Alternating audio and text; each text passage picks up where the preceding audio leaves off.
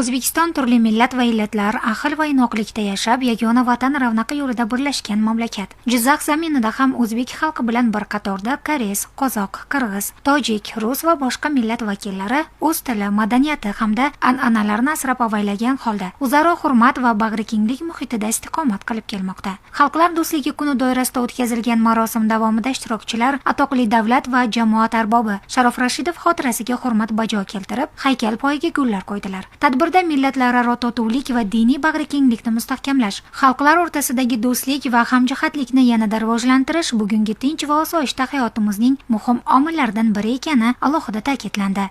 Jizzax oblasında her türlü yerler jayımız var. Birge jayındaki jiyin ötküzemiz, kanser ötküzemiz, elimiz, yurtumuz tanış olsun. Bərliğine buna rahmet elbasımızga, prezidentimizge rahmet. Prezidentimizin arkasında beni qanday şariatlar жақсы. Buna jayındaki xalqda осы келе жатқан халықтар достық мейрамдары құтты болсын дейміз. Этот день очень глобальный и Bu kun global miqyosda muhim ahamiyatga ega. Zero davlatimiz rahbarining qaroriga muvofiq 2021-yildan buyon ushbu sana yurtimizda bayram sifatida keng nishonlanib kelinmoqda. Bugungi kunda O'zbekistonda 130 dan ortiq millat va elat vakillari ahillik va hamjihatlikda istiqomat qilmoqda. Bugungi tadbirda 6 ta milliy madaniy markaz vakillari ishtirok etdilar. Bunday ezgu tadbirlarni tashkil etish bizga yaratilayotgan keng imkoniyatlar va ko'rsatilayotgan yuksak e'tibor uchun mamlakatimiz prezidentiga samimiy minnatdorlik bildiramiz.